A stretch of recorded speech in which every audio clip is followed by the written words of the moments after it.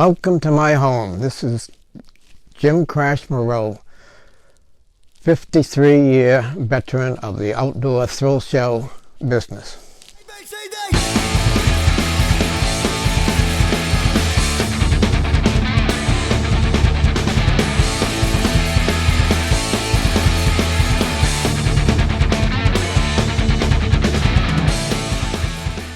Well, being in the business so long, I was working for the Death Rider motorcycle thrill show. And one of the acts was where you get inside a box and blow it up with a couple of pounds of explosives. Back then they used to use real dynamite, but because of the government, I would go to powder and oxygen acetylene. And one night, the guy that was doing it, he got sick, so they called on me to fill in for him. And ever since then, I've been blowing myself up. I can do it 4 different ways. And a couple of years ago, America's Got Talent called me, and they wanted me on their show. It's not like I called them, but they called me, so they paid my way down to New Orleans, and was on the show. What's your name? I'm Crash Moreau, known as Captain Explosion. What do you do, sir? I blow myself up. You blow yourself up? I blow myself up. Okay. Boom, boom, boom, boom.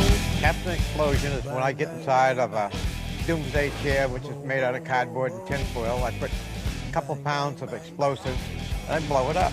And when I set the box off after the day before, where I had to do some pre-explosions for the fire department, the day we did it, I doubled my charge and we set off car alarms in the parking lot. And the only thing I was worried about is there was an FBI office about 2 blocks away, and hopefully they wasn't going to come around. A friend of mine a couple of years ago, the Daredevil's daughter, she was on, she did a dynamite act, and I know the guy that set her up, and I know her and her father, but it still wasn't quite as good as the one I did.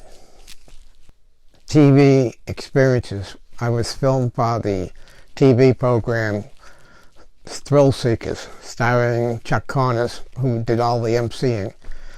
And the guy I was working for, I got a hold of him, and he got a hold of the film company. They come out in Topeka, Kansas to film us. The night before I got married, it was finally on the TV station up here.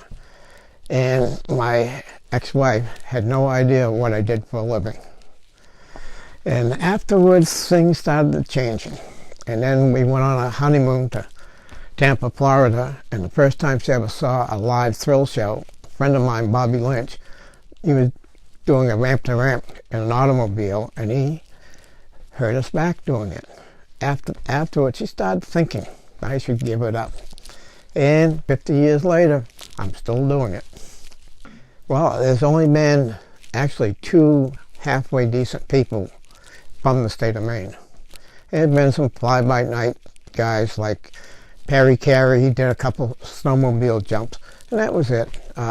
We had Roger Mono. He did quite a few local motorcycle jumps, and he's some up in St. Agathe. But otherwise, Wes Rankin and Toby Riddle, she was from Augusta. She married a thrill show owner, and she lives up in Nova Scotia. But they're the only 2 that's really done anything. In 54 years around here, I know so many people in the business, but because of the internet, I have so many friends from Australia, Europe, even one guy in Australia on my last birthday, he emailed me and told me to listen to a radio program. And from Australia, he's wished me a happy birthday from Australia. Now that's something else to talk about, because when people know you're from Europe, far places, that makes me feel good. That somebody knows this little guy from Maine who most people in this hometown don't even know who I am. So, and a lot of people have been calling me to want to know how to do something, give them advice. And I do, because right now this is a dying business. And if I don't keep letting people know something, it's going to die even worse. So I'm just trying to keep the business alive. The most satisfying stunt, did it in around 1974 for a movie. And a lot of times people copy you. And that's almost over 40 years ago I performed it. And nobody has copied me. I took a old demolition derby car with a gas tank in the back seat, the battery in the front seat, and I rolled it over. The only thing I was wearing was my cowboy boots and my crash helmet. And the only thing I worried about was battery acid.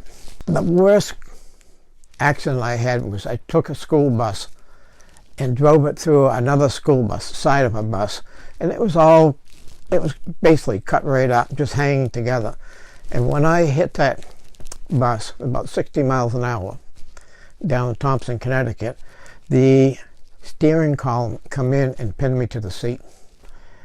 And I couldn't get out of the seat. They couldn't open the doors. They had to come in with a stretcher in through the back door. And when they carried me out, after they got me on it, on the stretcher,